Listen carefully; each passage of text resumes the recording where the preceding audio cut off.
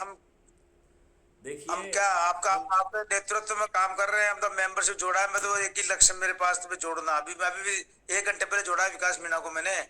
देखो वो उसके अब पिताजी एसपी रह चुके हैं। वो देखिए बोले यार मुझे ये रिटायर्ड लोग हैं यार, ये मेरे क्या काम आएंगे। मेरे पिताजी एसपी रह चुके हैं, इन्होंने कुछ किया ही नहीं हमारे लिए, तो दूसरे लोग क्या करेंगे।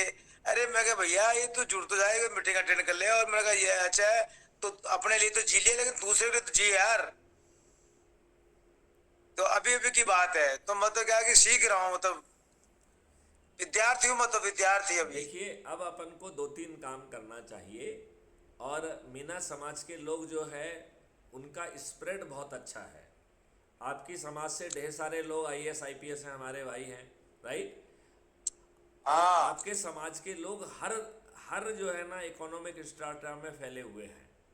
तो हर इकोनॉमिक स्ट्राटा के लोगों की एक टीम बना के उन लोगों को जोड़ने में लगा दिया जाए।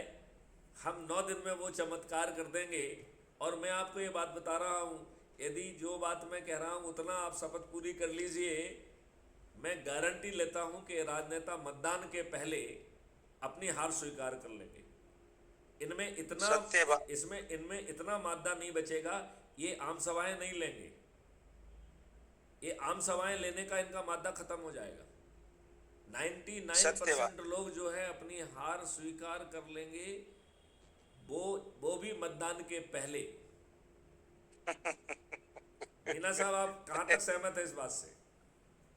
सही बात है बिल्कुल। अब सही कह रहे हो सर, ये बात आपकी आप ये सही बात बताओ, है। यदि 80% लोग आपके मॉडल के तहत चढ़ गए और 15% लोग जो है वो पूछ पाछ के भाई साहब ये क्या कर रहे हैं आप लोग, तो आप बताएंगे कि 21 लक्षों का हमारा वो है, हमारे जो है ना फलाने फलाने ये चंद्रगुप्त बन गए हैं। तो जो बचे हुए 15% 20% लोग हैं उनमें से अधिकांश ऊपर चढ़ जाएंगे कि नहीं चढ़ जाएंगे?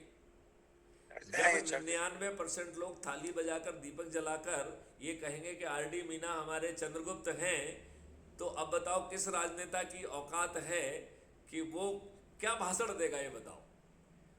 वो तो आम सभा भी लेने की स्थिति में नहीं रहेगा। और उसके पास भी कुछ और आम सभा बचेगा भी नहीं। होगी तो वो किराए की होगी, पैसे दे के लेके आई होगी, जिसका कोई मतलब नहीं है। जी सर। आप ये बताओ, थोड़ा सा भी यदि शर्मिंदगी या थोड़ा सा भी अच्छा जो है ना व्यक्ति है, वो अपनी हार स्वीकार कर लेगा कि नहीं कर लेगा? बिल्कुल कर लेगा। समझदारी उसमें, उसी की समझदारी होगी उसकी। तो मैं यही कह रहा हूँ। और हमारे संजय सेवाल जी तो ये कहते हैं, वो कहते हैं कि साहब जो है वो इतना जो है आत्मग्लानि महसूस करेगा कि एक आध महीने तो अपने घर के बाहर नहीं निकलेगा। मतलब वो शर्म से घर के बाहर निकलने में भी जो है ना अच्छा फील नहीं करेगा।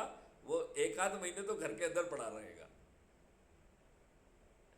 तो मेरा कहना है, जब इतनी पावरफुल चीज़ अपन को मिल गई है और अपने जेब से 5 पैसे खर्च नहीं हो रहे हैं और हमें अपने लिए वोट नहीं मांगना पड़ रहा है, हम में से कोई भी अपने लिए वोट नहीं मांग रहा है। हम क्या कह रहे हैं कि भैया ये 21 लक्षों वाला क्राइम फ्री भारत मिशन है, चाहिए आपको? चाहिए तो जुड़ जाइए। यदि आपने अभी समझ रहे हैं तो विचाराधीन सदस्य के रूप में जुड़ जाइए। यदि आपने समझ लिया है, आपकी परिस्थितियां फेवर नहीं कर रही हैं, तो पर्दे के पीछे वाले शपथ सदस्य बन जाइए। यदि आपका हौसला कह रहा है कि हम जो है चंद्रगुप्त बन के पर्दे के आगे अधिक से अधिक लोगों को जोड़ेंगे, तो चंद्रगुप्त की प्रतियोगिता में आ जाइए। आप नंबर 1 आ गए तो मुख्यमंत्री बन जाएंगे, उप मुख्यमंत्री बन जाएंगे, मंत्री बन जाएंगे, ये राज्य स्तर पे। और राष्ट्रीय स्तर पर प्रधानमंत्री बन जाएंगे। और आपका बर्डन भी आपके ऊपर नहीं है, आपका बर्डन जो है ना चाणक्य के ऊपर है।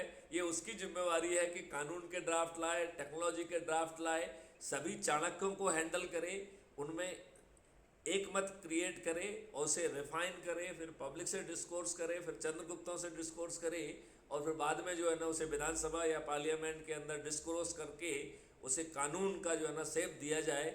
ये जिम्मेवारी भी जो है ना चाणक्य की है।